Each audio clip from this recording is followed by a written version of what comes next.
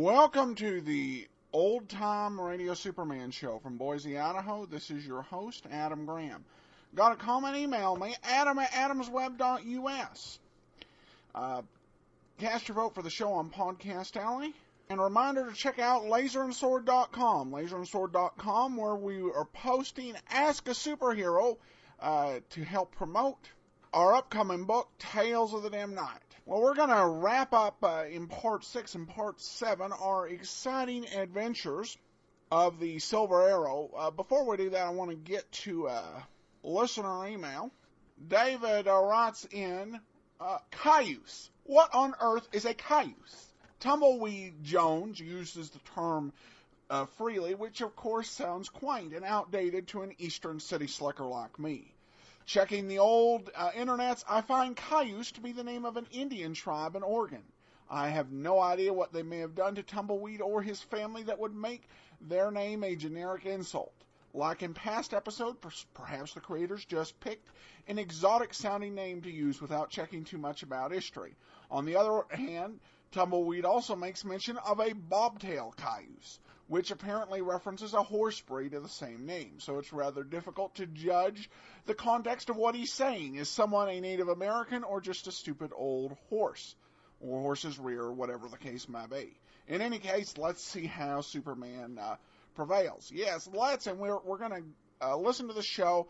I do want to let you know, when I come back on Wednesday after Part 7, I found a little clip of Behind the Mic. It's a radio show that took you behind the way radio was made, and they had a very brief segment on Superman. So I will play that for you after Part 7. So listen after the show. All right. Well, let's go ahead and we will get into the Silver Arrow Part 6 and Part 7. Presenting the transcription feature, Superman. Look, up in the sky. It's a bird. It's a plane. It's Superman.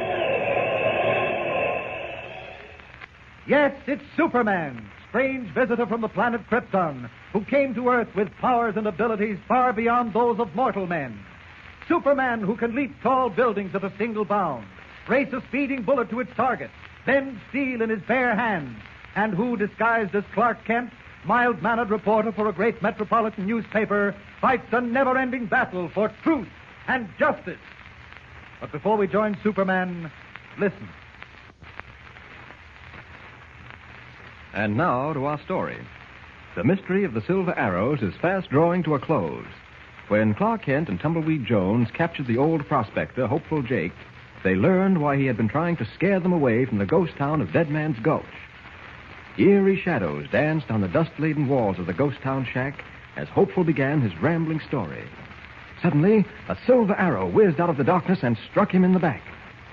As our story continues today, Jimmy, Tumbleweed, and Mary Lewis are seated in the parlor of Tumbleweed's ranch house, while Clark Kent and the doctor are in the adjoining bedroom with the seriously injured old man. Listen. 10:30. They've been in there a long time. You reckon old Hopeful's done for? I don't know, Tumbleweed. That silver arrow was sharp. I don't generally ask for much, Jim, but I'd give plenty to get my hands on the ornery, low-down, sneaking son of a mangy coyote who shot that arrow into old Hopeful's back. I'd give him a taste of arrows he wouldn't be likely to forget. You've changed your tune, Mr. Jones. Back at Dead Man's Gulch, you were ready to string that poor old man up on the nearest tree. Oh, Tumbleweed didn't mean that, Mary. Well, he wouldn't hurt a fly, let alone an old fella like Hopeful Jake. Hold on, Jim. I can draw my own bow. In the first place, ma'am, nobody calls me Mr. Jones round these here parts. The name's Tumbleweed, and that's the whole of it. No mister and no nothing. In the second place, Jimmy here had a bead on the target. I wouldn't string nobody up, if it had meant losing both arms and a leg. But old Hopeful didn't know that. Leastways, he didn't stop to think much about it. Tumbleweed just wanted him to talk. That's why he threatened him. Well, he talked, and you see what happened. Yeah, if I could have put my hand in front of that there silver arrow and stopped it, ma'am, I'd have done it. I'll keep a close watch, Doctor. I can't tell you how much I appreciate your getting down here as fast as you did. I'm glad I was able to, Mr. Kent. Well, good night, Tumbleweed. Good night, everyone. Good night, Doc. Good night. Much obliged. Well, What's it going to be, Mr. Kent? a tough battle for Hopeful, Tumbleweed. That arrow went deep. He's not a young man, you know. But Dr. Mallory thinks he has a chance. I hope he pulls through. Oh, so do we all, Jimmy. For more reasons than one. Well, why don't you turn in, Mary? You look tired. Oh, I'm all right. Well, I think it might be a good idea if we all turned in. I'm going to sleep right here on the sofa. Oh, no, you ain't. Well, I have to, Tumbleweed. Dr. Mallory said to stay close by Hopeful in case he comes out of his coma. If anybody's going to bunk on that there horsehair sofa, it's me. Why? For the plain and simple reason that you need a good night's rest. And that old lumpy sofa ain't fit for a man or beast to flop on. Oh, I think you're being very silly, Tumbleweed. I don't mind at all. Well, I do. And since these here are my diggings, I reckon I got the right to speak my piece. I'm sleeping on the sofa, and you and Jim is going over to the bunkhouse. Well, The lady's got a room all fixed upstairs. hey, you see, it pays to be a lady, Mary. You don't have to sleep on the sofa or in the bunkhouse. You're fancy. Ain't nothing fancy about it. I could probably sleep on iron spikes tonight. If it's that bad, good night. We'll see you in the morning. Which room is mine, Tumbleweed? Right up the head of the stairs. I'll take you up. Oh, no, don't bother. I'll find it. Good night. Good night. Good night, Mary. Don't forget to wake me. If you don't, I'll sleep right into next week. Oh, I'll see that you're awake and bright and early. Okay, good night. Good night. You know, I can't rightly figure her out. She kind of puzzles me. Oh, I think she's swell. You'd never believe she was a school teacher, would you? Why not? Do school teachers grow horns and breathe fire? Oh, you know what I mean. All I know is that you made a silly, unthinking remark. What puzzled you, Tumbleweed? Well, I don't know. You think that yarn she told Jim about her grandpa is on the level? Oh, I'm sure it is. After all, she has a silver arrow exactly like the first one Jimmy found, with the same rhyme engraved on it. And you think her grandpa sent it to her? Where'd he get it? Probably had a lot of them. What do you mean, Mr. Kent? Well, I don't want Mary to know this, but it's been my feeling ever since I heard her story that her grandfather, Bart Cummings, was the silver arrow himself. No kidding, Mr. Kent. Quiet, Jim. I may be wrong, but everything points to that. You remember the story Hopeful told us about the silver arrow? How he was supposed to have been a Western bad man who reformed? Well, that fits the description, doesn't it? Well, it does in a way, Well, but... as I say, it's just a hunch I have. However, I think we'll find out much more if Hopeful recovers. He knows who the bearded man is, the man who attacked Jimmy. He'll probably be able to tell us where to find him. What if Hopeful doesn't recover, Mr. Kent? Well, in that case, we'll just have to carry on without his help. As a matter of fact, tomorrow morning we should follow the instructions engraved on that last arrow we found and see where it brings us. Well, let's turn in. I wish you'd let me sleep on the sofa, Tumbleweed. Yeah, nothing doing. Oh, all right. Look in on Hopeful, though. If he becomes restless, give him one of the pills Dr. Mallory left. They're on the table next to the bed. Good night, Tumbleweed. Good night. Good night, Jim. Good night. Stripping off his boots, Tumbleweed tiptoes to the door of Hopeful's bedroom, looks in, and then stretches himself out on the horsehair sofa. Only the ticking of a clock breaks the dark silence. Slowly, the hour hand circles the face again and again, until the first gray streaks of dawn fan out across the horizon. Off in the distance, a cock crows. The black shadows of night vanish, and the sun comes up like a ball of living fire, rising higher and higher in the heavens. A short distance from the entrance to the cave of the Buffalo Bones, Kent, Jimmy, Tumbleweed, and Mary Lewis wilt in its blistering heat as they try to unravel the clue written on the third silver arrow. I'll give up. There ain't no place, nowhere, where that boiling sun don't shine. Now, take it easy, Tumbleweed. Let's study the inscription on that arrow again. You've got it, Jimmy. Read it once more. Okay. Pace 7 to the south and 6 to the east. Shoot this arrow where the sun shines least. I've done all the pacing I'm a-going to do, Mr. Kent. The sun don't shine least no place, and that's the whole of it. I'm afraid Tumbleweed's right. The only place this blazing sun doesn't shine is inside that cave. Mary, you've got it. What's she got, sunstroke? Oh, we're just stupid, that's all. Why didn't one of us think of that before? Think of what? The cave. The sun doesn't shine in there at all. Well, I'll be hog-tied. Gosh, do you think... Now, wait a minute.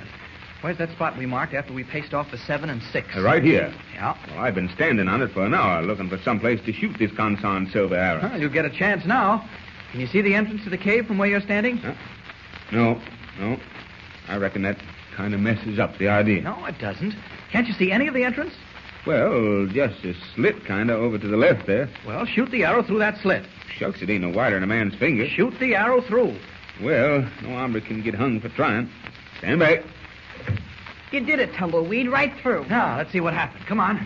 Well, it seems awful silly to me. Like playing parlor games. There's the arrow stuck in the ground just inside the cave. Wait a minute. Jimmy, leave it there. Marks the spot. What spot? I don't know, but we'll find out.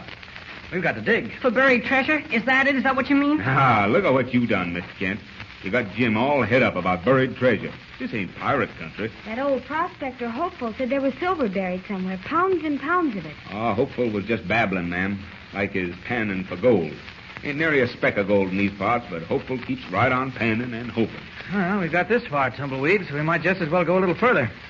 The only problem is, what are we going to dig with? Might be something back in the cave. I'll have a look. You got that flashlight we brung along, Jim? Sure. Here. Thanks. I'll see if I can locate some implements. Okay. Mr. Kent, do you really think this is the treasure spot? I don't know, Jimmy. Gosh, what'll we do if we find millions of dollars worth of silver? We'll decide that after we find it.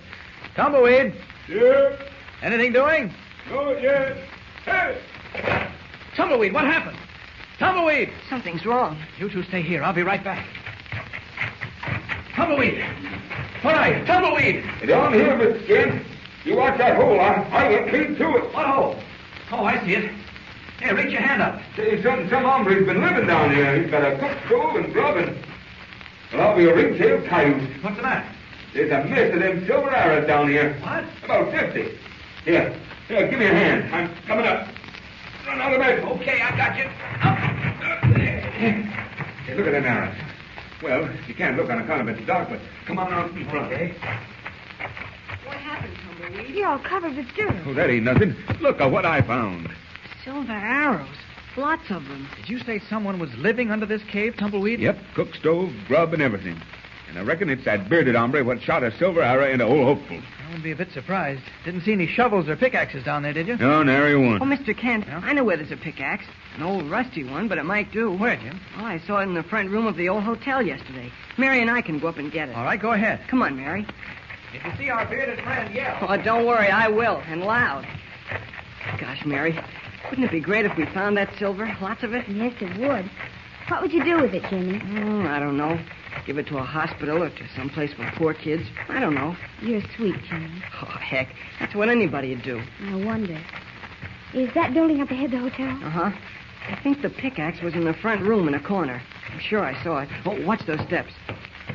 Cobwebs all over my face. They're awful, aren't they? Give you the creeps. Oh, there's the pickaxe. I'll get it. It's rusty, but still good. Well, let's go. Jimmy, What's the matter? White as a sheet. Jimmy, look at that old faded picture on the wall. Over there. It's a picture of a man. What's so strange about it? Jimmy, look at it. Keep looking. The eyes are moving. Well, how would you like to be in Jimmy's place now, staring at an old faded picture hanging on the wall of a ghost town shack, watching the picture's eyes move? Something is going to happen, and happen soon. Will it solve the mystery of Dead Man's Gulch? The next episode winds up the story with an exciting climax, so be on hand to listen in with Superman. Don't forget, tune in again for the next thrilling episode with Superman. Look, up in the sky. It's a bird. It's a plane. It's Superman.